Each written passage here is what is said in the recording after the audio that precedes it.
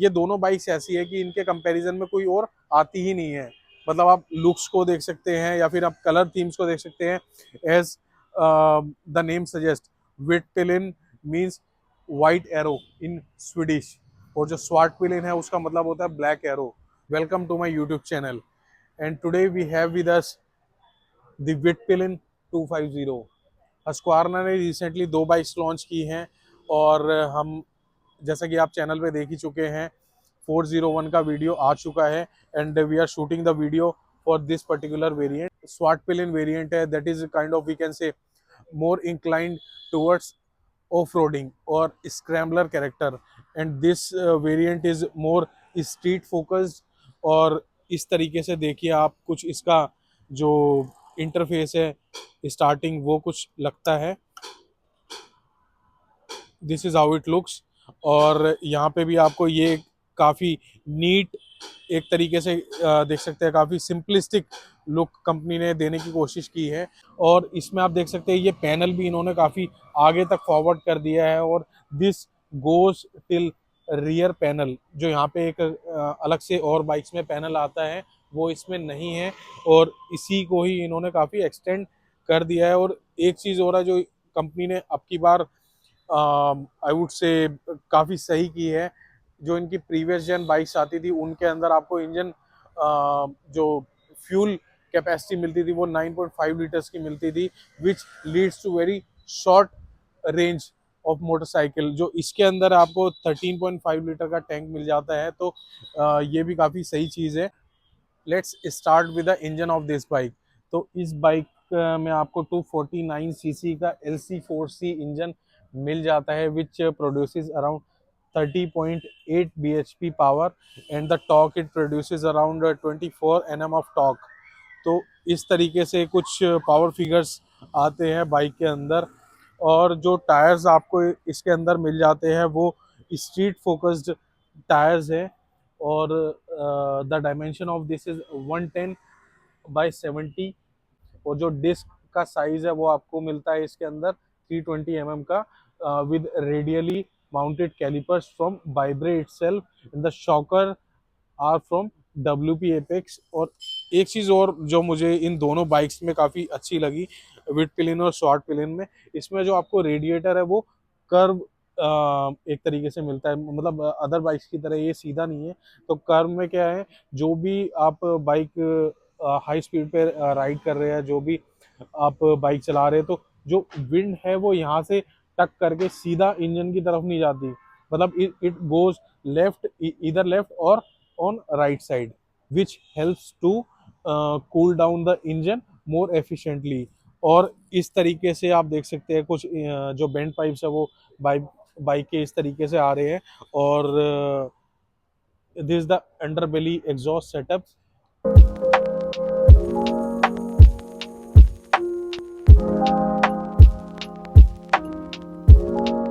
To the rear section, तो rear में आपको 150 सेक्शन का वाइडर रियर टायर मिल जाता है, और इस तरीके से कुछ इसके एलॉय व्हील्स लगते हैं, and the brake diameter is 240 from ByBre itself.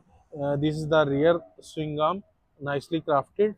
और एक चीज़ और जो मुझे इसके अर्लियर मॉडल से इसमें काफ़ी ठीक लगी, उसमें क्या था, आपको यहीं पे ही कट मिल जाता था, और जो ये सेक्शन है रियर का जो मड फ्लैप है, इसकी जगह आपको इधर मिलता था। वो लुक में तो काफ़ी ठीक लगता था, बट हाँ प्रैक्टिकल पर्पस पे देखा जाए तो इंडियन रोड्स के हिसाब से जब भी रेनी सीजन हो या कुछ हो, तो उससे मड काफ़ी आता था।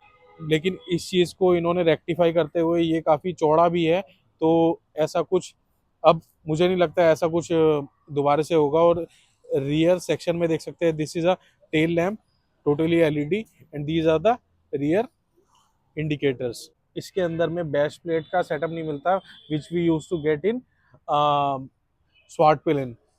और इसकी जो सीट हाइट है वो आपको मिल जाती है 820 mm, and as you know my height is slightly more than 5'7". इस तरीके से I can easily sit and easily tiptoe at both the ends। और इस तरीके से कुछ इसका राइडिंग ट्रायंगल है वो बनता है। This is slightly on forward set as compare to the Svartpilen. But एक चीज जो मुझे थोड़ा सा पर्सनली अच्छा नहीं लगा, इनकी जो पहले वाला मॉडल आता था उसमें आपको क्लिप ऑन्स मिलते थे, वो थोड़ा सा इस पोजीशन में आपको जो स्टांस बनता था इधर आके उसका हैंडल बनता था क्लिप ऑन्स, जैसे कि हमें जीटी में मिलते हैं, Continental GT from Royal Enfield, because this particular bike belongs to a cafe racer category. तो इसको इन्होंने I don't know why they have converted into this normal handle setup. But हाँ ये है कि इसको करने से ये है कि ये थोड़ा सा यूजर फ्रेंडली हो जाती है और you can easily ride to long distances. इस तरीके से आप देख सकते हैं कुछ फ्रंट से बाइक लगती है। और इसमें एक दो चीज़ें और है जो कि स्वाट पिलिन में थी और इसमें कंपनी ने नहीं दी है due to some cost cutting reason. First thing is normal meter console मिलता है। द सेकंड थिंग इज जो इसके अंदर आपको ये जो राउंड हेडलैम्प मिलता है उसमें आपको डीआरएल्स नहीं मिलते हैं which we use to get in that model. और इसमें इस तरीके से लाइटनिंग का सेटअप मिल जाता है। और एक चीज़ जो मुझे इसमें यूनिक लगी, ये आप देख सकते हैं जो इसमें मड गार्ड दे रखा है फॉर फ्रंट टायर, ये काफ़ी अलग सा लग रहा है, जैसे कि पूरा कवर कर रखा है यहाँ पे with Husqvarna branding. Coming to the weight, तो जो आपको इसके अंदर वेट मिलता है it is around 164 kgs which is 7.5 और 8 kgs lighter as compare to Svartpilen 401। Of course वो एक हाई कैपेसिटी सीसी की मोटरसाइकिल है तो उसमें वेट भी ज़्यादा होना लाजमी है। तो इस तरीके से देखिए कुछ आपको वेट मैनेजमेंट है वो बाइक का मिलता है। और coming to the top speed of this variant, so I would say this can easily go more than 145 kilometers per hour। इस तरीके से आपको इसकी कीज मिल जाती हैं और जो स्टार्टिंग इंटरफेस है वो कुछ इस तरीके से मिलता है विथ हस्क्वार्ना लोगो ओवर हेयर। और ये सारी चीज़ें आपको इस पर मिल जाती हैं। और these are the toggle switches, ये पास इंडिकेशन के लिए है। और यहाँ पे भी इन्होंने सीट पे भी हस्क्वार्ना का लोगो दे रखा है, यहाँ पे भी है। और यहाँ पे आपको जो एक तरीके से स्ट्रैप मिलता है इसमें विद पिलिन मेंशन किया हुआ है। बट एक चीज़ जो मुझे दोनों बाइकों में थोड़ी सी ऑड लगी, ये जो इन्होंने मतलब ऐसा लगता है स्प्लेंडर का निकाल के इन्होंने लगा दिया है। मतलब इसको थोड़ा सा और अच्छा किया जा सकता था। ये बाइक की लुक्स के हिसाब से जस्टिफाई उतना नहीं कर रहा है। May be they can split, यहाँ पे आप अलग अलग दो दे सकते थे। ये पीछे से पता नहीं या तो कोई गवर्नमेंट नॉर्म होगा जो कमी कंपनी को थोड़ा सा लिमिट कर रहा होगा इस चीज़ में। बाकी मुझे ये वाला पार्ट अगर हटा दिया जाए तो पूरी बाइक में कोई कमी ऐसा नहीं लगी। एक बार स्टार्ट करके देख लेते हैं इसको कि हाउ दिस साउंड्स।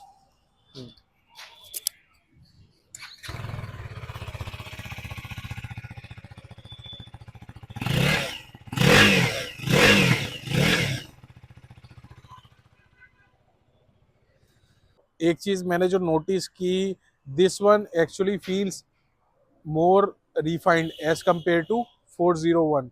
तो इसमें जो आई डोंट नो कि सिंगल सिलेंडर सेटअप होने की वजह से वो चीज़ उसमें लग रही है, because of course that is a higher displacement engine. But हाँ ये जो बाइक है मुझे थोड़ा सा ज़्यादा रिफाइंड फील होती है। और फाइनल वर्डिक्ट की बात की जाए तो you can definitely go with this particular variant, क्योंकि ये दोनों बाइक्स ऐसी है कि इनके कंपैरिजन में कोई और आती ही नहीं है। मतलब आप लुक्स को देख सकते हैं या फिर आप कलर थीम्स को देख सकते हैं। As the name suggest, Vitpilen means white arrow in Swedish, और जो स्वाट पिलिन है उसका मतलब होता है ब्लैक एरो। तो वो इनकी बाइक में भी पूरी थीम दिखती है। मतलब this totally comes mated in a black and white theme. और इस तरीके से एक चीज़ और मुझे अच्छी लगी, यहाँ पे हस्क्वार्ना का लोगो भी इन्होंने यहाँ पे दे रखा है जो कि काफ़ी अच्छा लग रहा है, बाइक की लुक्स के साथ भी काफ़ी रिसेंबल करता है। और भी काफ़ी सारी चीज़ें हैं जो कि आई वुड से इसमें अच्छी है एज कम्पेयर टू, मतलब ये नहीं है कि अगर ये लोअर डिस्प्लेसमेंट की मोटरसाइकिल है तो इसमें आपको सारी चीज़ें लोअर ही मिलेगी। Especially if you are getting a lower tube capacity engine, then definitely आपको फ्यूल एफिशिएंसी उसमें ज़्यादा मिल जाती है। You can clock extra kilometres with the same fuel. तो ये वाली चीज़ें भी मिल जाती है आपको इसके अंदर। जो टायर कॉन्फ़िगरेशन है वो ऑलमोस्ट सिमिलर है, बट हाँ जो पैटर्न है वो थोड़ा सा डिफरेंट है। उसमें आपको थोड़ा सा ऑफ रोड केपेबल टायर्स मिल जाते हैं। इसमें आपको जो टायर्स मिलते हैं वो स्ट्रीट फोकस टायर मिल जाते हैं। And the both bikes are comes maded with under belly exhaust. और कोई इसमें ऐसा डिफरेंस नहीं है, बट प्राइस में there is a huge difference of around 70,000। Also you can have enjoy the extra fuel economy as well. If you are also willing to ask anything related to these bikes or from KTM Arena, then definitely do let us know in a comment section below. And I would like to special thanks Mr. Ravi from this MG Road KTM Husqvarna showroom to allowing me to review these bikes. तो इसी के साथ subscribe करना ना भूले channel को, and as always like my videos and share with सबके साथ।